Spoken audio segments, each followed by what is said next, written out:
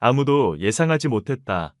지리산자락의 구불구불한 산길에서 일어날 그 운명적인 만남을 낡은 정비소를 운영하며 하루하루를 버텨가던 가난한 청년 김민준과 사랑을 찾아 헤매던 재벌가 딸 박소연의 만남이 단 10분 만에 두 사람의 인생을 완전히 바꿔놓을 줄은 아무도 몰랐다. 이것은 진정한 사랑이 계급과 부를 초월할 수 있다는 것을 보여주는 이야기다. 기계의 소음과 기름 냄새 속에서 피어난 사랑, 그리고 그 사랑이 어떻게 두 사람의 운명을 바꿨는지에 대한 이야기다. 새벽 5시 30분, 지리산 자락에 자리 잡은 작은 정비소에서 하루가 시작된다. 김민준 28세는 찬 바람을 맞으며 녹슨 셔터를 올렸다.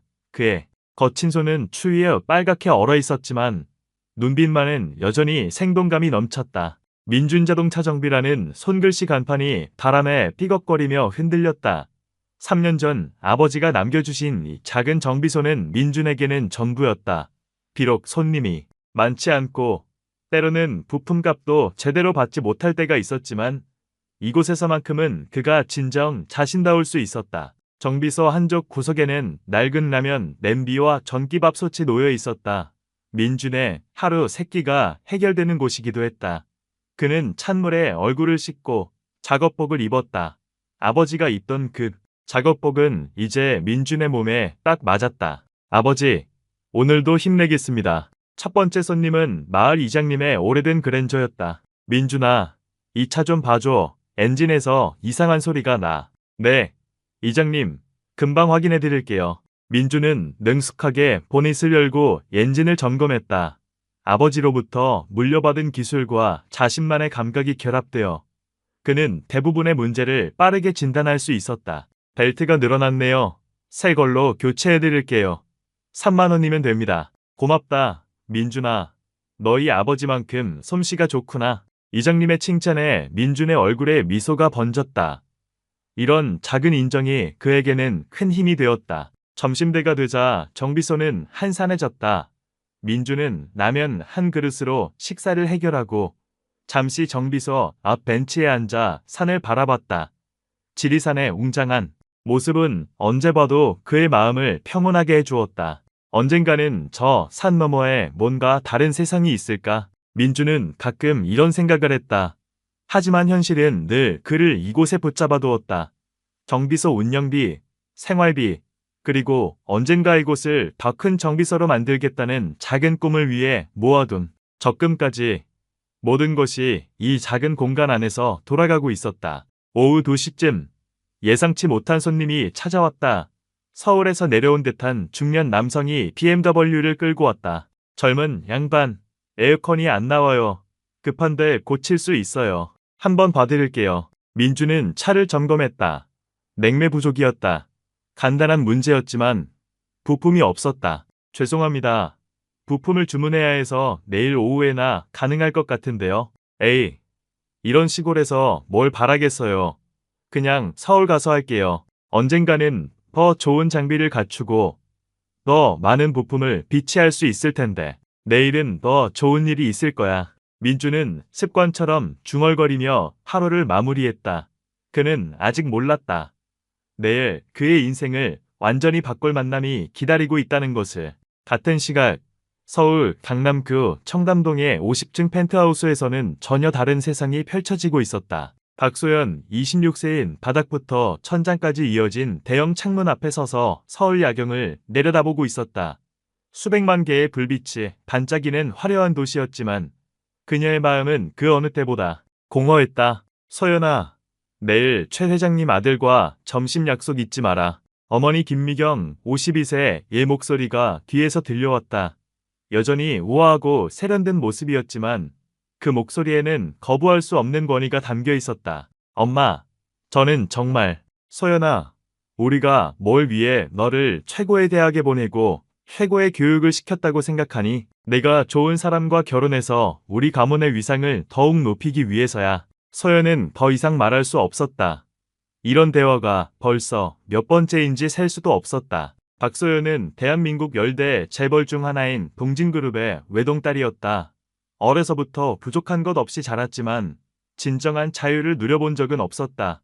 항상 재벌가 딸이라는 타이틀이 따라다녔고 모든 관계가 이해관계로 얽혀 있었다. 대학 시절에도 마찬가지였다.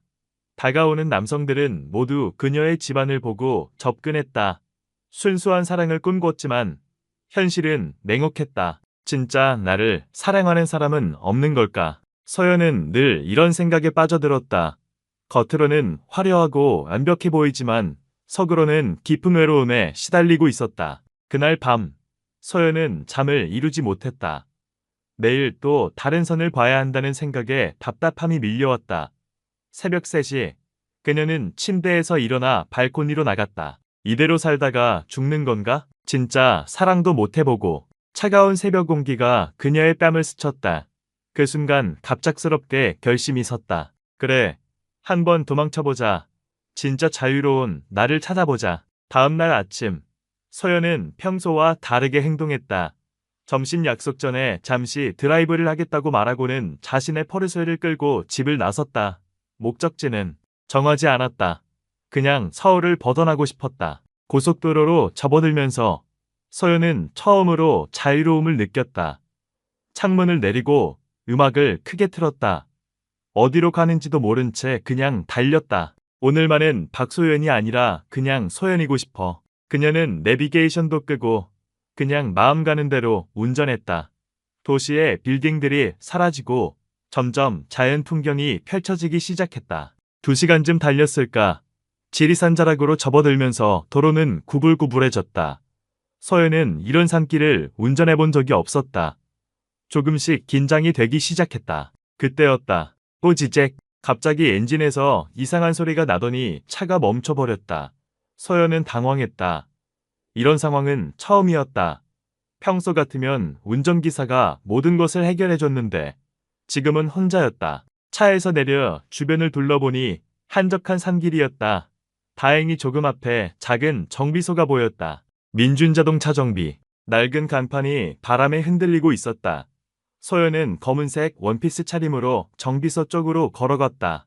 하이힐을 신고 걷기에는 길이 험했지만 다른 선택의 여지가 없었다. 오후 4시, 민주는 마지막 손님의 차를 수리하고 있었다. 마을 할머니의 오래된 마티즈였는데 배터리를 교체해드리는 간단한 작업이었다. 할머니, 다 됐습니다. 새 배터리로 교체해드렸어요. 고맙다, 민준아. 얼마지? 5만 원이에요. 그런데 할머니, 다음부터는 겨울에 차를 며칠씩 안 타시면 가끔 시동을 걸어주세요. 알겠다. 역시 내 아버지를 닮았구나. 친절하기까지 해. 할머니가 떠나고 난 후 민주는 작업대를 정리하고 있었다. 오늘도 평범한 하루가 끝나가고 있었다. 그때 정비소 앞에 낯선 소음이 들렸다. 고급 스포츠카의 엔진 소리였다. 민주는 고개를 들어 밖을 내다봤다. 은색 포르쉐에 911이 서 있었고 그 옆에는 검은색 원피스를 입은 여성이 서 있었다. 민주는 한 번에 알 수 있었다. 서울에서 온 부잣집 딸이라는 것을. 하지만 그녀의 표정에는 당황과 불안이 역력했다. 마치 도움을 요청하고 싶어 하는 것 같았다. 민주는 작업복에 기름대를 대충 닦고 밖으로 나갔다. 안녕하세요. 무슨 일이세요? 서연은 민준을 보는 순간 놀랐다. 예상했던 것과는 전혀 달랐다.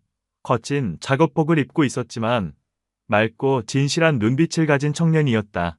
그리고 무엇보다 그녀를 판단하지 않는 시선이었다. 차가 갑자기 멈춰서요. 엔진에서 이상한 소리가 나더니 서연의 목소리는 평소보다 작고 불안했다. 처음 겪는 상황에 당황한 모습이 역력했다. 아, 그러시군요. 한번 봐드릴게요. 민주는 자연스럽게 차 쪽으로 걸어갔다. 소연도 따라왔다. 시동을 한번 걸어보실 수 있을까요? 소연이 시동을 걸자 민주는 엔진 소리를 주의 깊게 들었다. 그리고 보닛을 열어 엔진을 점검했다. 아, 이거네요. 냉각수 파이프가 느슨해졌어요. 금방 고쳐드릴게요. 평소에 정비소 같은데 와보신 적 있으세요? 작업을 하면서 민준이 물었다. 아니요. 처음이에요. 그럴 줄 알았어요. 포르쉐 같은 좋은 차는 대부분 전문 서비스 센터에서 관리하시니까요. 민준의 말투에는 부러움이나 비아냥이 전혀 없었다. 그냥 자연스러운 대화였다. 그런데 어떻게 이런 산길까지 오셨어요? 길도 험하고 그냥 드라이브 하다가요. 소연은 자세한 설명을 피했다. 자신의 정체를 밝히고 싶지 않았다. 아, 그러시구나. 저도 가끔 저 산길로 드라이브 가고 싶은데 차가 없어서. 민주는 웃으며 말했다. 전혀 어색하지 않은 자연스러운 대화였다. 10분 후 민준이 손을 털며 일어났다. 다 됐습니다. 시동 한번 걸어보세요. 소연이 시동을 걸자 엔진이 부드럽게 돌아갔다. 와, 정말 고쳐졌어요. 어떻게 이렇게 빨리? 별거 아니에요. 간단한 문제였거든요. 민주는 손을 닦으며 겸손하게 말했다. 수리비는 얼마예요? 아, 그냥 됐어요. 간단한 작업이었으니까. 소연은 놀랐다. 지금까지 만나본 사람들은 모두 그녀에게서 뭔가를 얻으려고 했는데 이 청년은 달랐다. 아니에요. 분명히 받으셔야죠. 소연은 지갑에서 10만 원을 꺼냈다. 너무 많아요. 10,000원이면 충분해요. 아니에요. 이렇게 빨리 고쳐주셔서 정말 감사해요. 민주는 결국 10,000원만 받았다. 더 받을 수 없다며 완강히 거절했다. 정말 고마웠어요. 덕분에 큰일 날 뻔한 걸 해결했네요. 천만에요. 조심히 가세요. 그리고 앞으로는 정기 점검 꼭 받으시고요. 소연이 차에 올라 떠나려는 순간 갑자기 발길을 멈췄다. 저 혹시 성함이 김민준이에요. 민준 씨, 정말 고마웠어요. 소연은 차창을 올리고 떠났다. 백미러로 보니 민준이 손을 흔들어주고 있었다. 차를 몰고 가면서 서연은 계속 민준 생각이 났다. 자신을 전혀 다른 시선으로 보지 않았던 그 남자, 순수하고 진실한 눈빛, 그리고 자신의 일에 자부심을 가진 모습. 이상해. 왜 자꾸 생각이 나지? 서연은 지금까지 느껴보지 못한 감정에 혼란스러워했다. 한편 민준도 서연을 떠올리고 있었다. 겉으로는 화려하고 도시적이었지만 뭔가 외로워 보였던 그 여자, 그리고 자신을 대하는 태도가 다른 부자들과는 달랐다. 특이한 사람이었네. 민주는 중얼거리며 하루를 정리했다. 둘 다 아직 몰랐다. 이 만남이 그들의 인생을 완전히 바꿀 시작이라는 것을. 뭐가 이렇게 특별했던 거지? 서연은 침대에 누워 천장을 바라보며 생각했다. 분명 외모로 보면 지금까지 만나온 남자들이 더 잘생겼다. 그런데 왜 민주는 이렇게 계속 생각날까? 아, 진짜 미치겠네. 소연은 베개로 얼굴을 가렸다. 하지만 민준의 얼굴은 더욱 선명해졌다. 다음 날 아침, 어머니가 다시 선 이야기를 꺼냈다. 소연아, 어제 최 회장님 아들과 점심 어땠어? 연락 안 왔던데. 순간 소연은 깜짝 놀랐다. 점심 약속을 완전히 까먹었던 것이다.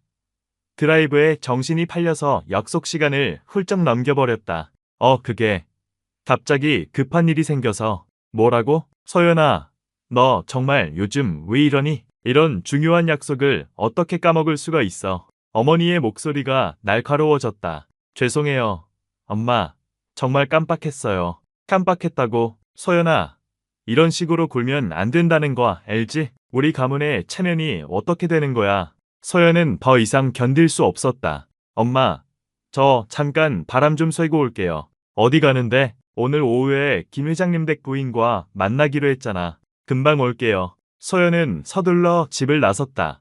자신도 모르게 발걸음은 차고를 향하고 있었다. 다시 가볼까? 소연은 스스로에게 놀랐다. 왜 다시 그곳에 가고 싶은 걸까? 차가 고장 난 것도 아닌데. 하지만 마음이 이미 정해져 있었다. 서연은 포르쉐에 올라 다시 지리산을 향해 달렸다. 2시간 후 익숙한 정비소가 보였다. 서연의 심장이 빨라졌다. 민준이 있을까? 자신을 기억할까? 정비소에 차를 세우고 내렸다. 민준이 다른 차를 수리하고 있었다. 소연을 보자 놀란 표정을 지었다. 어제 그분이시네요. 웬일이세요? 차에 또 문제가 생겼나요? 아, 그게 아니고요. 소연은 갑자기 할 말이 없어졌다. 무슨 이유로 다시 왔다고 해야 할까? 그냥 어제 너무 급하게 가서 제대로 인사도 못 드린 것 같아서요. 그리고 정말 감사했거든요. 민주는 손을 닦으며 미소를 지었다. 아, 그러셨구나. 별 말씀을요. 당연한 일을 했을 뿐인걸요. 혹시 시간 되시면 커피라도 한 잔 사드리고 싶은데요. 소연 자신도 놀랐다. 이런 말을 할 줄 몰랐다. 민준도 잠깐 망설였다. 이런 부잣집 아가씨와 커피를 마신다는 게 어색했다. 근데 이 근처에 괜찮은 카페가 있나요? 아, 카페는 없고요. 마을에 작은 다방이 하나 있긴 한데 다방도 좋아요. 안내해 주실 수 있나요? 민주는 고민했다. 지금 수리 중인 차가 있었다. 아, 지금 차 수리 중이시네요. 제가 너무 성급했나 봐요. 아니에요. 이거 금방 끝나요. 10분만 기다려주시면. 네, 기다릴게요. 소연은 정비소 앞 벤치에 앉아 민준이 일하는 모습을 지켜봤다. 집중해서 일하는 모습이 진짜 멋있어 보였다. 이런 감정을 느껴본 게 언제였을까? 10분 후, 민준이 작업을 마치고 나왔다. 죄송해요. 기다리시게 해서. 아니에요. 일하시는 모습 보는 것도 재미있었어요. 민준은 손을 씻고 작업복을 갈아입었다.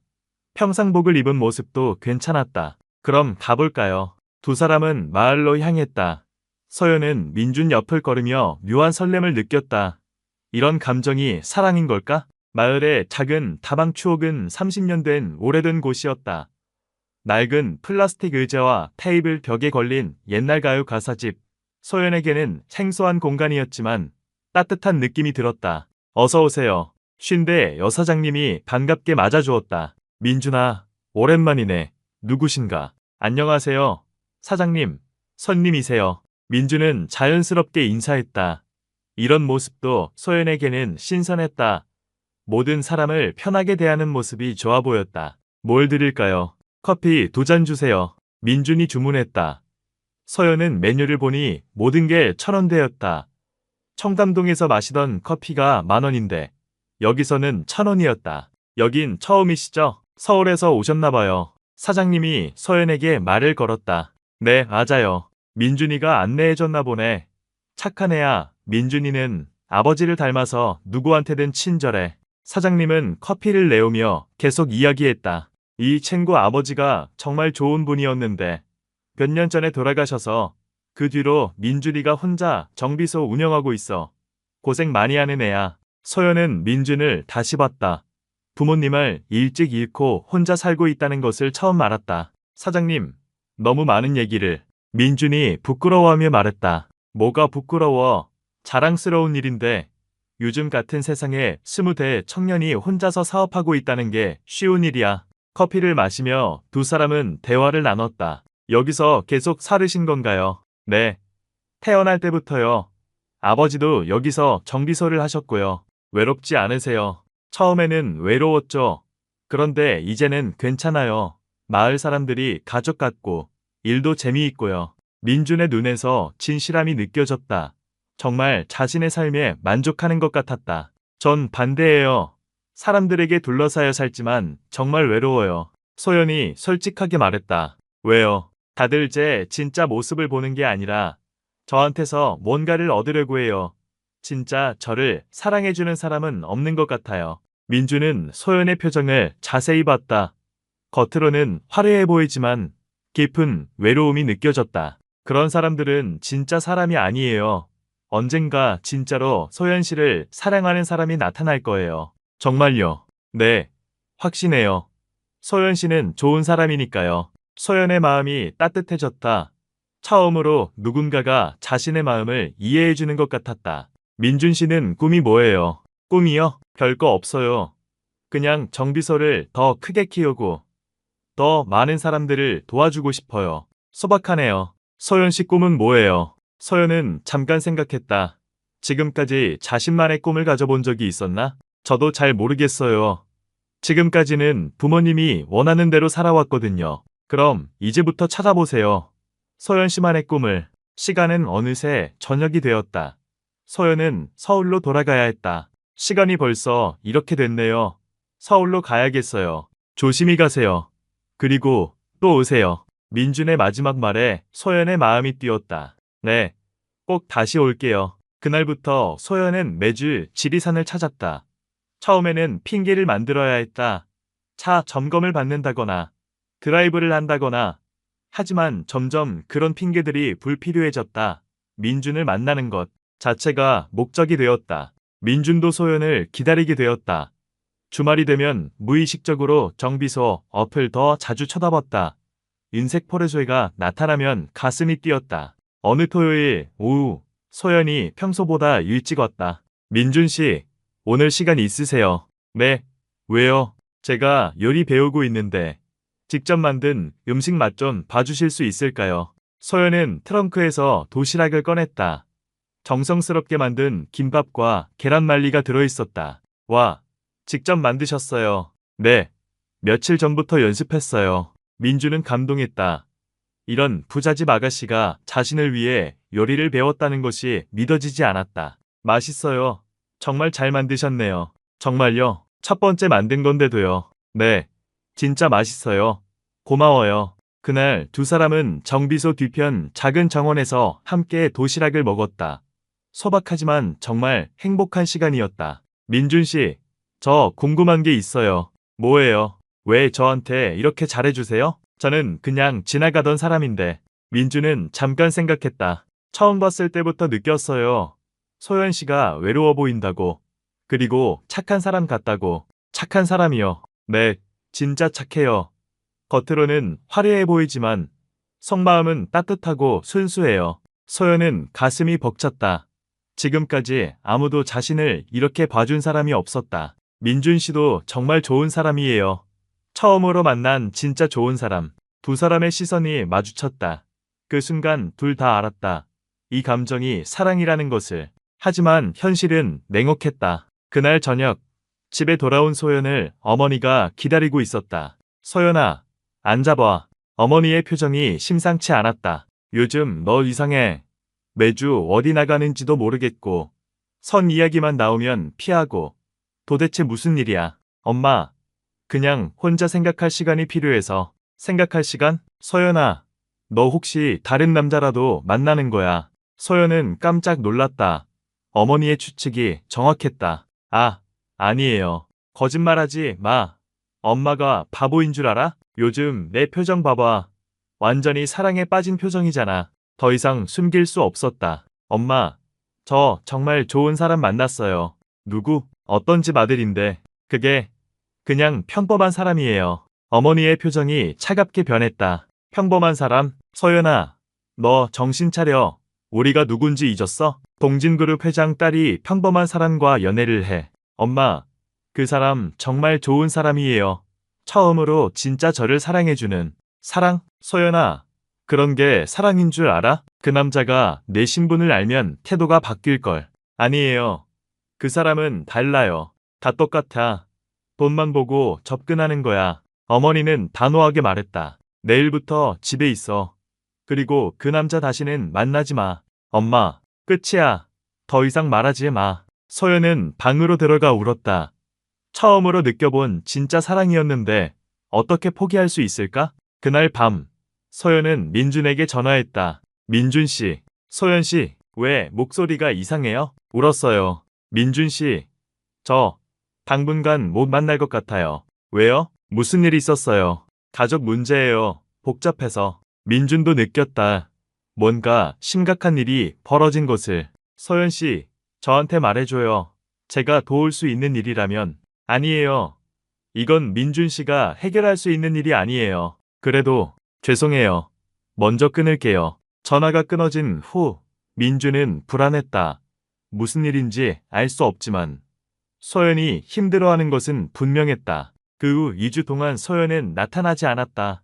민준은 매일 정비소 앞을 바라보며 기다렸지만 은색 포르쉐는 보이지 않았다. 어머니는 소연을 감시했다. 외출을 제한하고 핸드폰도 검사했다. 소연아, 이번 주말에 정 회장님 아들과 만나기로 했어. 엄마, 저는 싫어요. 싫든 좋든 만나야 해. 이미 약속했어. 소연은 절망했다. 이대로 민준을 포기해야 하는 걸까? 그날 밤, 소연은 결심했다. 한 번만 더 민준을 보자. 그리고 정말 마지막 인사를 하자. 다음 날 새벽, 소연은 몰래 집을 나섰다. 어머니가 잠든 사이에 차를 끌고 지리산으로 향했다. 정비소에 도착했을 때는 오전 8시였다. 민준이 일찍 나와서 준비를 하고 있었다. 소연 씨, 민준은 깜짝 놀라며 달려왔다. 괜찮아요? 2주 동안 연락이 없어서 정말 걱정했어요. 소연은 울음을 참으며 말했다. 민준 씨, 저 이제 정말 못 올 것 같아요. 왜요? 무슨 일인데요? 제가 사실은 소연은 자신의 정체를 밝히려고 했다. 하지만 말이 나오지 않았다. 민준이 자신을 다르게 볼까봐 두려웠다. 사실은 뭐예요? 아니에요. 그냥 가족들이 반대해요. 저 때문에요. 아니에요. 민준 씨 잘못이 아니에요. 제 가족이 너무 까다로워서. 민준은 이해했다. 분명 집안 차이 때문일 것이다. 소연 씨, 저는 상관없어요. 어떤 집안 출신이든 소연 씨만 있으면 돼요. 민준 씨, 같이 도망가요. 뭐라고요? 저랑 같이 여기서 살아요. 제가 열심히 일해서 소연 씨 먹여 살릴 수 있어요. 소연은 감동했다. 이 순수한 남자는 자신이 재벌가 딸이라는 것도 모르면서 이런 말을 하고 있었다. 민준 씨, 저는 그렇게 살 수 없어요.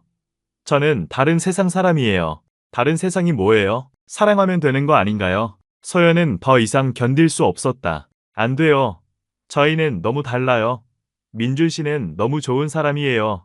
저보다 더 좋은 사람 만날 수 있어요. 저는 소연 씨가 좋은데요. 안 돼요. 소연은 소리치고는 차로 뛰어갔다. 소연 씨, 민준이 뒤쫓았지만 소연은 이미 차를 몰고 떠나고 있었다. 민준은 그 자리에 서서 차가 사라질 때까지 바라봤다.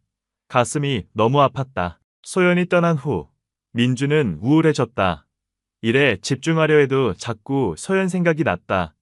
그녀가 왜 그렇게 갑자기 바뀌었는지 이해할 수 없었다. 어느 날 마을 이장님이 정비소에 왔다. 민준아, 너 요즘 왜 이렇게 기운이 없어? 아, 그냥 좀 피곤해서요. 혹시 여자 문제야? 민준은 대답하지 않았다. 그러고 보니 요즘 이상한 소문이 있더라. 너희 정비소에 대단한 부잣집 아가씨가 자주 왔다면서. 부잣집 아가씨요? 응. 포르쉐 타고 오는 젊은 아가씨. 최신의 할머니가 봤다더라. 그런데 그 차 번호가 서울 25바 뭐라더라. 민준은 갑자기 궁금해졌다.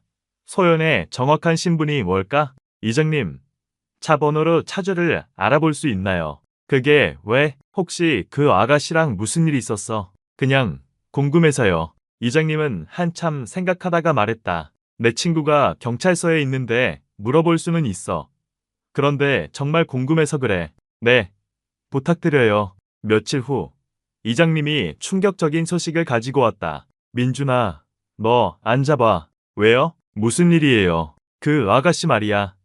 동진그룹 회장 딸이래. 동진그룹, 대한민국 열대 재벌 중 하나야. 엄청난 집안이지. 민주는 머리를 맞은 것 같았다. 동진그룹이면 TV에서 봤던 그 대기업이었다. 그럼 소연 씨가 박소연, 동진그룹 박 회장 외동딸이야. 민주는 모든 게 이해됐다. 소연이 왜 그렇게 행동했는지, 왜 가족이 반대했는지, 왜 자신과 다른 세상 사람이라고 했는지. 내가 너무 무모했구나. 민주는 자책했다. 재벌가 딸에게 같이 도망가자고 했다니 얼마나 어리석었을까. 하지만 동시에 이해도 됐다. 소연이 왜 그렇게 외로워했는지, 왜 진짜 사랑을 찾고 있었는지. 그래도 진심이었어. 소연 씨도 진심이었고, 민주는 포기하지 않기로 했다. 신분 차이가 어떻든 진짜 사랑이라면 방법이 있을 것이다. 소연은 집에서 우울한 나날을 보내고 있었다. 어머니는 계속 선을 보라고 재촉했고 소연은 점점 지쳐갔다. 어느 날 저녁 소연의 핸드폰이 울렸다. 모르는 번호였다. 여보세요. 소연 씨, 저 민준이에요. 소연은 깜짝 놀랐다. 어떻게 자신의 번호를 알았을까? 민준 씨, 어떻게 제 번호를? 그보다 중요한 게 있어요. 저 알아냈어요. 소연 씨가 누구인지. 소연은 당황했다. 뭘 알아냈는데요. 동진그룹 회장님 딸이시죠. 소연은 말을 잃었다. 그래서 연락드렸어요. 제대로 이야기하고 싶어서. 민준 씨, 이제 아시잖아요. 저희는 정말 다른 세상 사람이에요. 그래서 더 확실하게 말하고 싶어요. 저는 소연 씨 신분이 중요한 게 아니에요. 소연 씨 자체가 좋다고요. 소연은 눈물이 났다. 민준 씨, 내일 만날 수 있을까요? 마지막으로 제대로 된 고백을 하고 싶어요. 소연은 고민했다. 하지만 민준의 마지막 고백은 들어야 할 것 같았다. 알겠어요. 내일 저녁에 갈게요. 다음 날 저녁, 소연은 몰래 집을 나섰다. 정비소에 도착하니 민준이 기다리고 있었다. 평소와 다르게 깔끔하게 옷을 입고 있었다. 소연 씨, 와줘서 고마워요. 민준 씨, 먼저 이야기할게요. 민준은 깊은 숨을 쉬고 말했다. 저는 소연 씨를 사랑해요. 처음 본 순간부터 지금까지 계속 사랑했어요. 민준 씨, 소연 씨가 재벌가 딸이라는 걸 알았을 때도 마음은 변하지 않았어요. 오히려 더 확실해졌어요. 제가 사랑하는 건 박소연이라는 사람 자체라는 걸. 소연은 울음을 참으며 들었다. 하지만 현실을 무시할 수는 없어요. 저는 가난한 정비공이고 소연 씨는 재벌가 딸이에요. 이 차이를 극복하는 건 쉽지 않을 거예요. 그러니까 포기하자는 거예요. 아니에요. 반대예요. 민주는 소연의 손을 잡았다. 저는 더 열심히 살겠어요. 언젠가 소연 씨 가족들도 인정할 수 있는 사람이 되겠어요. 시간이 오래 걸려도 괜찮아요. 민준 씨, 소연 씨도 저를 믿어주세요. 우리가 서로 사랑한다면 언젠가는 방법이 있을 거예요. 소연은 더 이상 참을 수 없었다. 저도 사랑해요. 민준 씨, 정말 많이 사랑해요. 두 사람은 서로를 꼭 안았다. 어떤 어려움이 와도 함께 이겨내자고 약속했다. 그로부터 2년 후, 민주는 약속을 지켰다. 정비소를 확장하고 자동차 정비 기술을 더 배워서 전문가가 되었다. 그리고 마침내 자신만의 정비업체를 설립했다. 소연도 변했다. 가족의 반대를 무릅쓰고 자신의 길을 걸었다. 사회복지를 공부하고 작은 봉사단체를 만들어서 도움이 필요한 사람들을 도왔다. 두 사람의 진심을 본 소연의 아버지는 마침내 마음을 열었다. 소연아, 그 청년이 정말 너를 사랑하는 게 맞는 것 같구나. 아빠, 우리 집 사위로 맞아들이겠다. 대신 조건이 있어. 무슨 조건이요? 우리 그룹에서 일해야 해. 자동차 정비 사업부를 새로 만들 테니까.